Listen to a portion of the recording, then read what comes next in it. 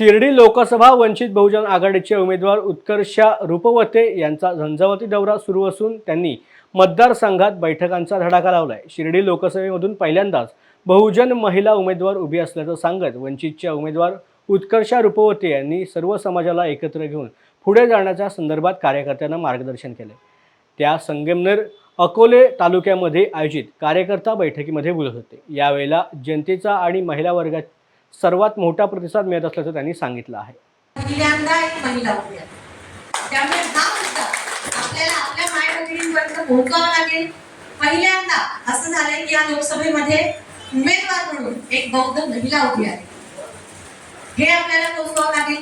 एक युवक म्हणून जी संधी आज पक्षाने मला दिली, युवकांपर्यंत पोहोचवण्याची आपल्याला ही संधी आहे, त्यामुळे सगळ्या मुद्द्यांवरती आपल्याला बोलावं लागेल आणि आपल्या लोकांपर्यंत पोहोचावं लागेल।